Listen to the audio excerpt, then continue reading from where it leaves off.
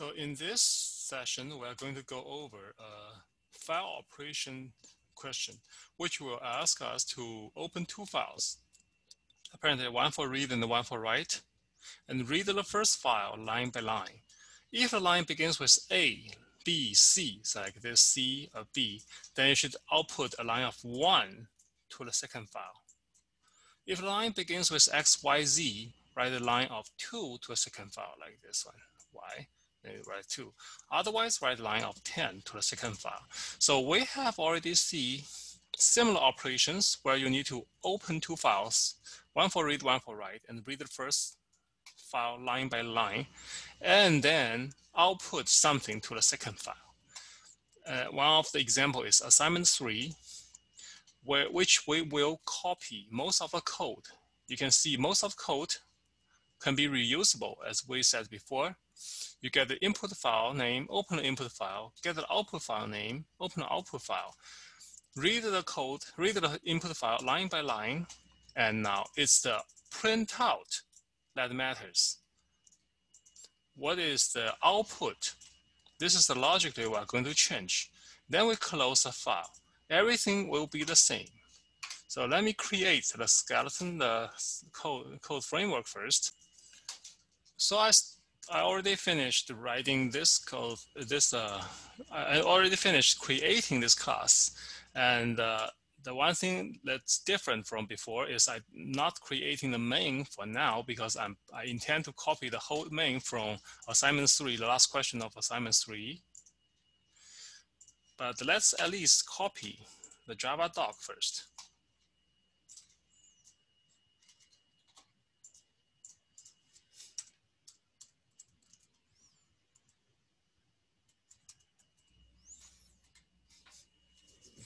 Now, based on our analysis just now, we can simply copy the whole main method here first. And by the way, although this is a test question, I actually encourage you to copy your own assignment 3 code here. Right? The only thing you need to change, it was get length, right? Now we need to change it to uppercase to something else, which will be the logic.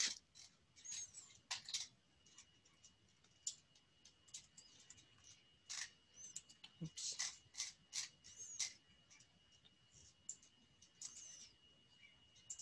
Let's add pseudocode.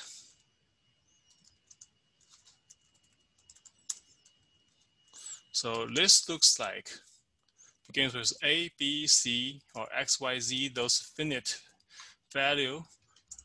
It's a good candidate for switch statement. It will be the input line's first character. Right? So case A.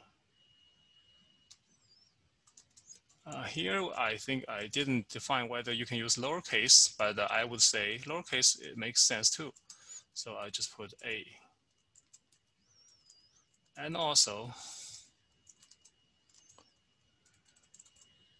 B, B, C, C, C.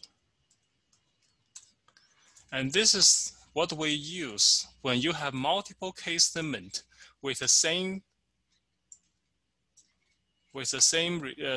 logic, right? So I'm going to output with a break. This time I'm just outputting a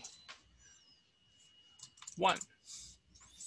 So for X, Y, Z, another block, I'm going to put X, Y, Y, Z, Z, output 2.